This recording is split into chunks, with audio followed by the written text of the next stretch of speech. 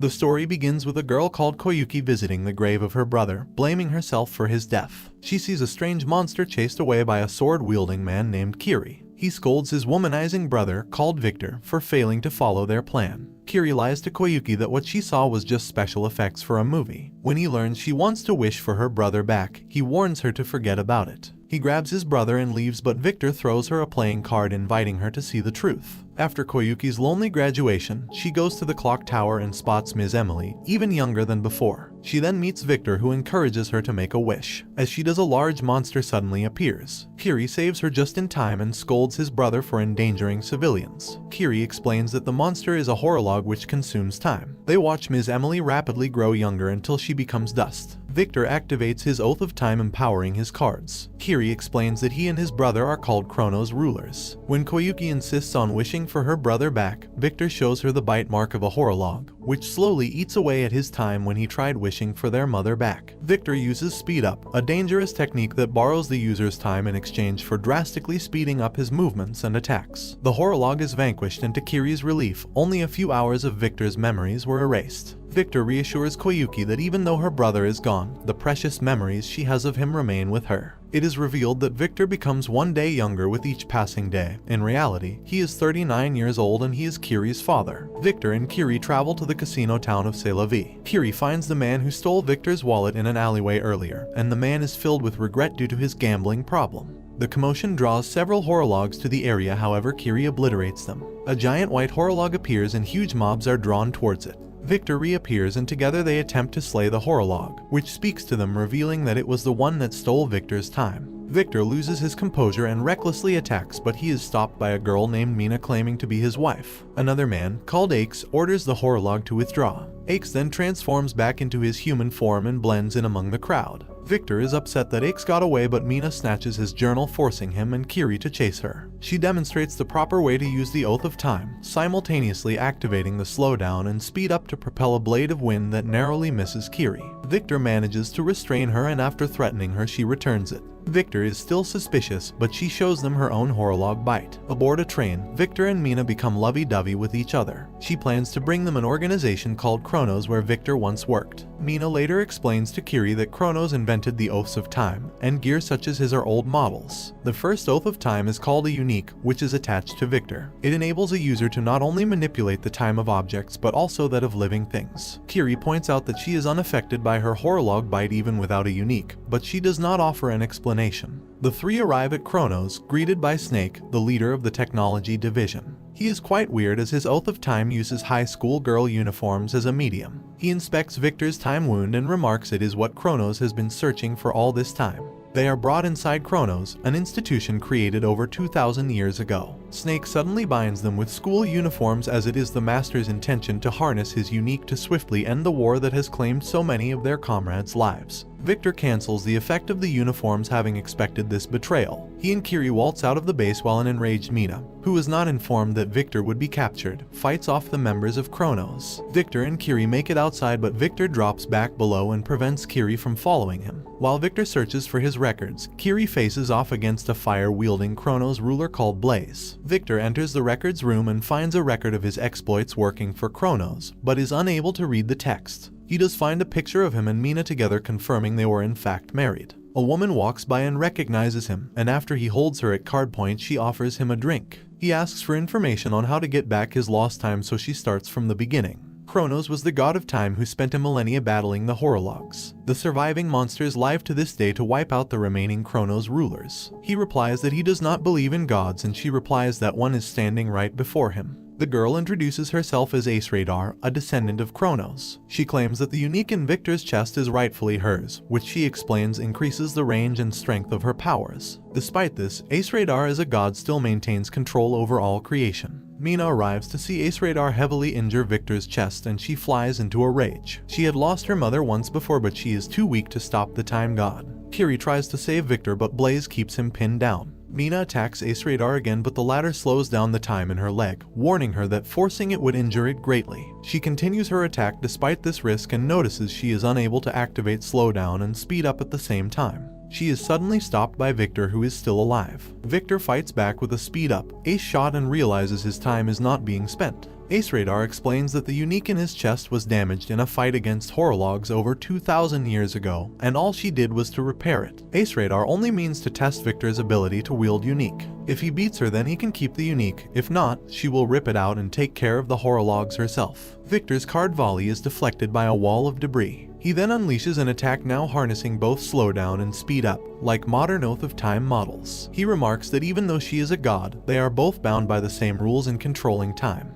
Kiri is pummeled by Blaze, but he manages to escape. Kiri calls Blaze's whole villain facade shallow. Blaze explains that as a child, he had been virtuous and well liked by his whole village. But when his friend set fire to a windmill, Blaze ended up taking the blame for it and was soon ostracized by everyone, realizing how unfair the world is. Kiri soon fights back and Blaze is startled that he can utilize both slowdown and speed up. Kiri reveals that he had swapped out his Oath of Time with Mina's. However, even though Kiri manages to injure him, Blaze says someone without a goal cannot defeat him, and Kiri explains that his goal is to get back his father's lost time. Blaze suddenly bursts into tears, touched by his story, and declares him as his new younger brother. Kiri is extremely confused. Meanwhile, Victor has captured Ace Radar in a chain of cards. He brings out his strongest set of cards, the Royal Flush, but she suddenly escapes and begins moving at blinding speeds. Victor cannot keep up and suffers her finishing move, the Coiled Dragon Twister. Victor barely defends himself in time with his cards. He lays out 4 cards of his Royal Flush, but he says his trump card, the Ace, is missing. Ace Radar attacks him, knowing that one of his strengths is misdirection and delaying tactics. However, her final attack is suddenly slowed down and Victor reveals that he had attached slowed down card scraps to her body. He reveals a shredded ace, his trump card. Ace Radar admits defeat and sees him worthy of wielding unique, welcoming him back to Kronos. Kiri meets Snake, who explains that the attack was all a test. He confirms that they have Victor's records, but it was written in code they have yet to decipher. Kiri enters the technology room and sees Victor surrounded by women he has history with.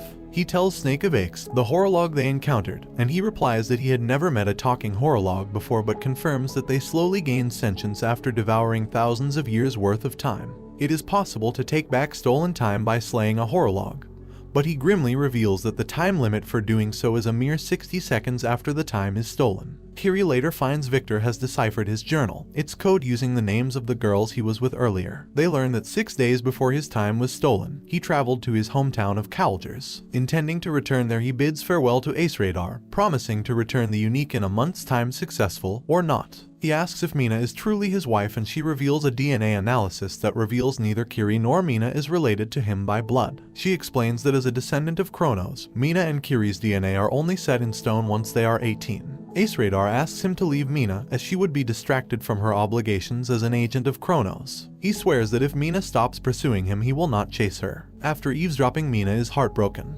As they leave Kronos, Snake dubs Victor as the 3rd Guardian, Ace Ruler, and Kiri as the 7th Guardian, Splash Ruler. He explains that the title of Guardian is assigned to the top 12 fighters of Kronos. Both Mina and Blaze are also Guardians. Mina and Victor quarrel, as she sees his love for her as mere duty and is not genuine. The atmosphere is heavy until Blaze appears, who insists on coming with them. Aboard a speeding airplane, the Kronos Guardians are attacked by a man named Bill wielding a ring that summons a Horologue, Bahamut. Kiri suspects it is a 1,000-year class at the very least, and he decides to use Snake's app designed to analyze Horologues. To his exasperation, it requires him to say "I love high school girl panties." He refuses to say something so embarrassing, so Victor says it instead. To their horror, Bahamut is a 38-year class Horologue, far stronger than anticipated. Bill appears to treat reality as a game, picking apart the Kronos Guardians' stereotypes. Mina appears to mortally wound him, but he appears to feel no pain. He explains that he lived as a recluse, living off his mother's kindness without a care. However, his mother works herself to death and he regrets being a freeloader. He was given a ring, with the promise of bringing his mother back if he steals enough time. Suddenly, one of Victor's cards shatters his ring and Bill loses control of Bahamut. They crash into the forest below, where Bill is overcome with grief and regret at the loss of his mother. When Victor tries to reassure him that he still has memories of his mother, Bill laments that he never once said thank you to her. He trudges into the forest and Victor lets him go. Victor wishes he can express his emotions as freely as others, but for some reason he is unable to. Kiri senses the pain within his father as they approach Calgers. They arrive at Calgers and Victor is nostalgic upon seeing many of the old landmarks in his neighborhood. Victor is surprised to see his parents, who are supposedly dead. Mina inspects a newspaper and finds that the year is 1980, 34 years in the past. Time has somehow reversed in Kalgers. Victor approaches his parents, but Kiri reminds him that time never flows backwards, and that something is wrong with the town. The next day, Kiri agrees to humor Victor's sentimentality. Kiri learns that Mina and Ace Radar are not actually sisters but only share the blood of Kronos. She confides with Kiri that she wants a future together with Victor and despises his hometown, which keeps him tied down to the past. Victor is pleased to learn his parents, Alexander and Eve, are the same generous people he remembers them to be. They decide to stay with them for the time being, where they meet the 5-year-old Victor, who acts rude and impolite to his parents. Blaze wants to discipline him, but Victor stops him. Victor later visits his mother and sees him drawing something as a gift to 5-year-old Victor. As he descends the staircase, Kiri asks him if he means to receive the drawing and atone for his mistakes, but he replies that he already knows what the drawing is, a depiction of him years from now as a Victor. Kiri tells him he is being selfish, but Victor angrily replies that he understands nothing, and from now on they will investigate Kalgers separately. While investigating the town's outskirts, Kiri, Mina, and Blaze encounter a horologue, which Kiri guesses is under someone's control. After earlier confirming that nobody in town summoned a horologue, he suspects someone else is responsible. Meanwhile, Victor rushes to help his father when Eve's condition worsens. When they arrive, the 5-year-old Victor has already stabilized her condition, however she is in need of a blood transfusion. Kiri asks Mina why she chose to go with him, and she replies that she wishes to free Victor from the fake happiness of Kalgers. Alexander says that they need an AB-negative blood transfusion, an extremely rare blood type. The young Victor reluctantly gives his blood, despite him missing an important exam. However, his blood alone is insufficient, so Victor volunteers his despite him knowing all of this is fake. Eve awakens and Alexander is overjoyed. Victor tells his younger self to go see his mother, but he complains that he missed an exam and says he'd be better off without his parents. Victor loses his composure and slaps him, and Alexander asks him to leave. Victor is shaken as he confronts his own immaturity and naivete. He sees a vision of Kiri and Mina who encourage him to let go of his past. He then meets his younger self who tells him he is weak. Meanwhile, Kiri, Mina, and Blaze find a mysterious banner keeping Kalgers 34 years in the past. Kiri deduces that the town is repeating a single day, and it appears as though the Horologues are protecting the town. Two individuals, Koyuki and Reiko, confirm his theory. The two attack Kiri and Mina as they are getting in the way of Master's experiment. Blaze soon arrives to support his little brother and invites Reiko to a duel, while Koyuki is left to deal with Kiri and Mina. To their surprise, he addresses her as Nana, implying he knows something about her past that they do not. Meanwhile, a despondent Victor meets a strange man who was earlier at the clinic. The truth becomes apparent when he devours Bill, who had staggered into Kalgers. The man reveals himself to be Aches in disguise and explains that the town is trapped in a time loop so he can perform various experiments on humans, such as testing Alexander's generosity and selflessness, so that he may better understand humans. Aches shows Victor even more experiments he performed on his family, but his confusion grows. If Victor hates his parents so much, why does he mourn their deaths? Victor angrily attacks him, but Aches effortlessly stops his strongest attack. He clarifies he is not here to fight but to understand. He then offers Victor a choice: kill him and restore time to Kalgers, or let him go and let the blissful times continue. Victor hesitates but chooses his duty as a Kronos ruler. Aches senses he still has doubt in his heart, but Victor is saved by Kiri. Mina fights Koyuki and his horologue, Fudoku. She destroys his ring to end his control over Fudoku, but he has the real ring hidden. Her body suddenly goes limp and he explains that Fudoku has consumed all sorts of poisonous beings, and as a horologue he gains those properties. Koyuki begins torturing Mina, but she suddenly breaks free, explaining that her blood of Kronos purifies all horologues, including all poisons and toxins associated with them. She creates a vacuum around Koyuki, choking him to death. Meanwhile, Blaze is confused why the old Reiko is holding his own and is shocked to see his body fused with a horologue. Reiko explains that as a child his muscles had atrophied, but His Majesty saved his life by giving him a new body. Blaze is moved by his story and Majesty's compassion, and the two gain mutual respect. However, Reiko is a formidable foe and Blaze is overwhelmed. Blaze makes a daring comeback, detonating several explosions around Reiko, obliterating the horologue fused with him. He apologizes to Reiko as he also has something to fight for. Kiri fights Aches alone, but his water blades seem useless against his horologues that consume everything in its path. He manages to injure him with a surprise attack, but to their horror, Aches simply eats his own time restore his body. Kiri is then badly injured by a horologue, but before Victor can help, he is suddenly dragged into his psyche, held back by his dependence to his past. However, remembering his mother's words, he shakes away all doubt and breaks free from the chains binding him to his past. Victor's attack injures Aix, but he hesitates, reminded that if Aix is killed, then his family will disappear as well. However, he has finally accepted that his family is already dead, and punches Aix using a sped-up card in his fist. Aix begins spitting out the town's time, restoring it to its true state. Kiri encourages Victor to see his mother one last time.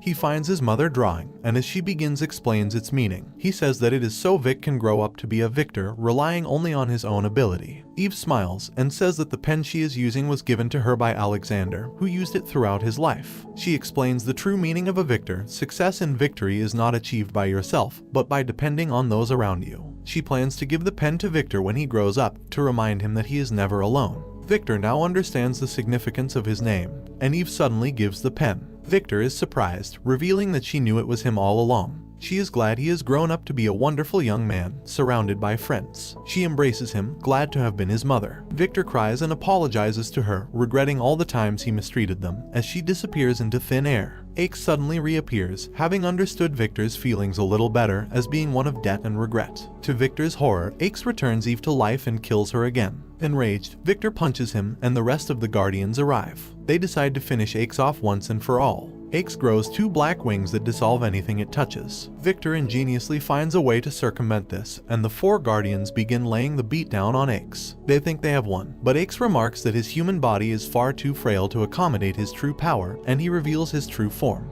Nina fights Aix alone, as her Chronos blood prevents him from consuming her completely. Kiri comes up with a plan, exploiting Aix's ability to eat anything he sees. He uses his water and Victor's cards. They create a mirror that causes Aix to eat his own time, leaving him vulnerable to attack. But Aix simply heals himself and moves their target, his eating organ, somewhere else in his body. Victor comes up with a dangerous plan, pointing out that if Calger's could be restored to its original state, then Horologues have the ability to preserve the time they eat. Although Kiri is hesitant, Victor says it all hinges on how much they trust each other. Victor leaps into Aix, using his unique to undo his defenses at the cost of his own time spilling out. This gives Kiri, Mina, and Blaze the chance to unleash their attacks all at once, and they finally destroy Aix. The stolen time begins to spill out, but to their horror, Victor's body is gone. Mina attempts to prevent his time from spilling out, but an oath of time only works on objects. Victor's spirit watches over them, but his parents say his time to join them has not yet come. Seeing his wife, son, and friend mourn his passing, he returns his spirit to his body. They are all relieved to see him back, and Kiri hands him the pen Eve had planned to give him. The Guardians board a train back home, and Kiri says their job is not yet done. Victor does not have his original body back yet, which means Aix is still alive.